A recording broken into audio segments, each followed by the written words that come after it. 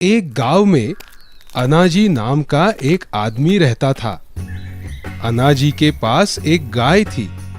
गाय का दूध बेचकर अनाजी अपना घर खर्च चलाता था। उसी गांव में अनाजी का बड़ा भाई धनाजी भी रहता था। धनाजी को अपने अमीर होने का बहुत अहंकार था। गरीब अनाजी और उसके परिवार को धनाजी अपने बराबरी का न समझता था, उनसे कोई संबंध न रखता। एक दिन अचानक किसी बीमारी से अनाजी की गाय मर गई। अनाजी और उसकी पत्नी को इससे बहुत दुख पहुंचा। वो गाय को बहुत प्यार करते थे। गाय के मरने से अब उनके पास बेचने के लिए कुछ न था। जल्दी ही अनाजी के पास के सारे पैसे खत्म हो गए। अनाजी चिंता में पड़ गया। उसे समझ ही नहीं आ रहा था कि वो अब कैसे घर चलाए। अनाजी की पत्नी ने अनाजी से कहा, आप अपने बड़े भाई से जमीन का हिस्सा क्यों नहीं मांगते? हमारी जमीन में मेहनत करके हम अपनी रोजी रोटी कमा सकते हैं। वैसे तो भैया हमसे कोई संबंध नहीं रखते, लेकिन तुम कहती हो तो मैं एक बार उनसे बात करके देखता हूँ। अनाजी धनाजी के घर पहुंचा। उसने अनाजी को अपनी बुरी हालत के बारे में बताया और जमीन में अपने हिस्से की मांग की। तुरंत धनाजी भड़का, वो जमीन सिर्फ मेरी है। पिताजी उसे मेरे नाम कर गए थे। मैं भला तुम्हें क्यों दूं? मगर भैया, पिताजी की दी हुई जमीन में हम दोनों का बराबर का हिस्सा होना चाहिए। आप ये तो सोचिए, अगर मुझे अपना हिस्सा नहीं मिला तो मैं और मेरा परिवार खाएंगे क्या? उससे मुझे कोई फर्क नहीं पड़ता। जमीन मेरे हिस्से आई है, तुम्हारे हिस्से में आई है ये चक्की। चाहिए तो ले जाओ, और हाँ, आइंदा यहाँ आने की हिम्मत मत करना। धनाजी के इस बर्ताव से अनाजी बहुत दुखी हो गया। चक्की थैले में डालकर वो वहां से निकला। अपनी ही चिंता में डूबा अनाजी यहाँ वहां भटक रहा था। अचानक उसे किसी के चिल्लाने की आवाज सुनाई दी। उसने ऊपर देखा तो कोई चीज तेजी से गिरते हुए उसी की ओर आ रही थी। जैसे ही वो उसके करीब आई, अनाजी ने उसे अपने दोनों हाथों से पकड़ लिया। वो कोई चीज नहीं बल्कि एक पूरा का पूरा आदमी था। आसमान से टपका था। अरे अरे, कौन हो आप और कहां से आए? मैं एक जादूगर हूँ। अपनी छतरी लेकर आसमान में उड़ रहा था। अचानक मेरी छतरी टूट गई और मैं गिर गया। अच्छा हुआ तुमने मुझे पकड़ लिया, वरना मैं ऊपर ही पहुंच जाता। कोई बात नहीं जादूगर जी, मैं किसी काम तो आया, वरना आजकल तो मैं बेरोजगार ही घूम रहा हूँ। ऐसा क्यों कह रहे हो? क्या बात है? फिर अनाजी ने सारी कहानी जादूगर को बताई। अब आप ही बताइए, मेरे पास अनाज ही नहीं है तो मैं इस चक्की का क्या करूं? कहीं बेच भी नहीं सकता। मेरे पिताजी की आखिरी निशानी जो है। कोई बात नहीं, कोई बात नहीं। तो ये चक्की है तुम्हारी। लो, अब ये हो गई जादू की। मतलब? अरे अब ये कोई मामूली चक्की नहीं, ये एक जादुई चक्की है। इससे तुम जो मांगो मिल जाएगा। क्या आप सच कह रहे हो? मुझे तो विश्वास ही नहीं होता। कोई बात नहीं, तुम्हें विश्वास भी हो जाएगा। बताओ, तुम क्या खाना चाहते हो? मैं? कितने दिन हो गए मैंने पेट भर के चावल नहीं खाए। मुझे चावल चाहिए। अनाजी के ऐसे कहते ही चक्की में से चावल निकलने लगे। अनाजी ये देख खुश हो गया। उसने पेट भर के चावल खाए। चक्की से अभी भी चावल निकल ही रहे थे। अब बस हुआ, और नहीं चाहिए। हो गया? अच्छी बात है। इस चक्की को बंद करने के लिए इस पर एक लाल रंग का कपड़ा डाल देना, ये बंद हो जाएगी। अनाजी, इसे लो और अपनी सारी जरूरतें पूरी करो। आपका बहुत बहुत धन्यवाद।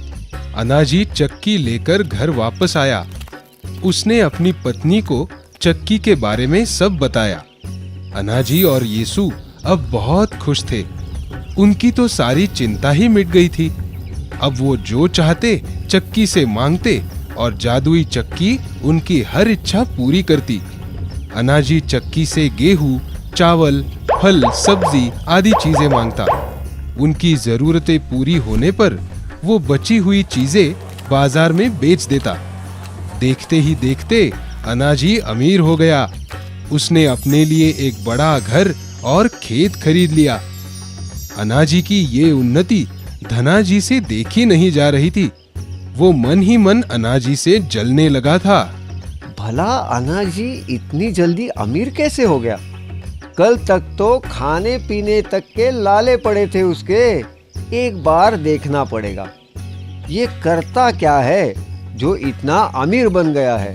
एक दिन धनाजी अनाजी के घर गया और चोरी छिपे खिड़की में से झांकने लगा। उसने देखा अनाजी चक्की के सामने खड़ा था और उसे कुछ मांग रहा था।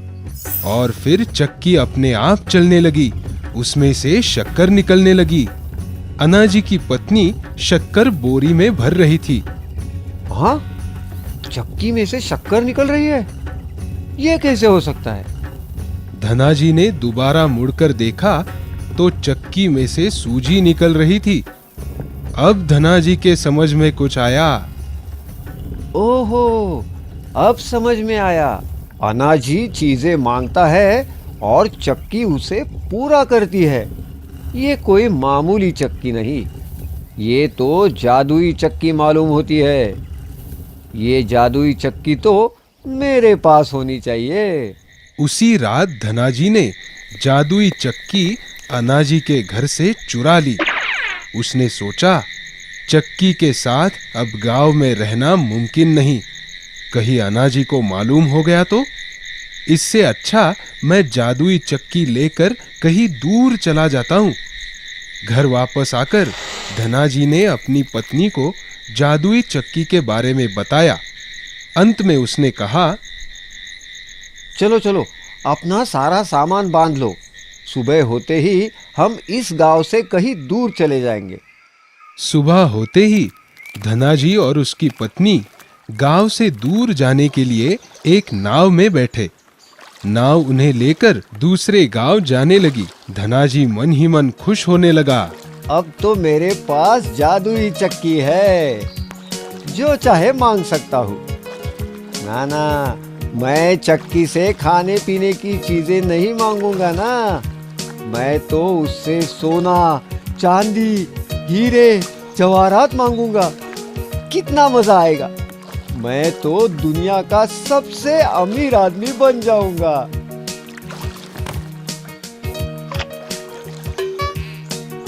अजी सुनते हो, सुबह जल्दी जल्दी मैं सब्जी में नमक डालना ही भूल गई। अब नमक कहाँ से लाऊं? बिना नमक के खाना मेरे हलक से उतरेगा नहीं। अरे कोई बात नहीं भगवान, अब भी नमक हाजिर करता हूँ।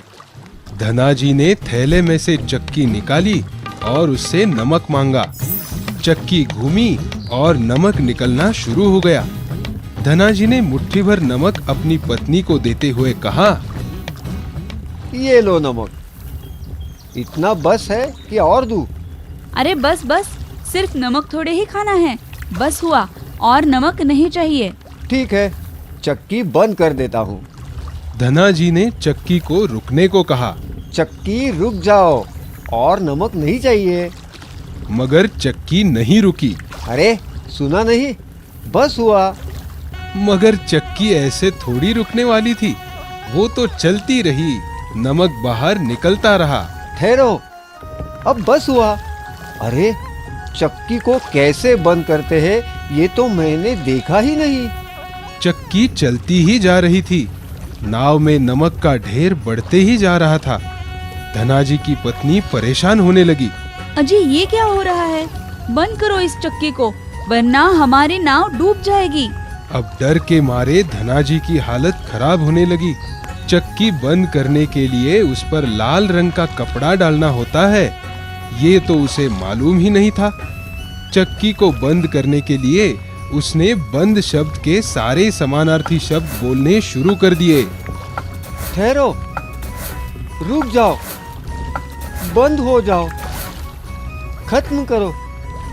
अरे अरे बस भी करो। मगर चक्की रुकी नहीं। नमक के बढ़ते वजन से नाव डूबने लगी। समाप्त। अंत। इति श्री। नाश। विरह। मृत्यु। ना चक्की रुकी, ना ही नमक निकलना बंद हुआ। नाव के साथ साथ धनाजी और उसकी पत्नी भी पानी में डूब गए। चक्की भी डूबते डूबते पानी के नीचे जमीन पर जा गिरी।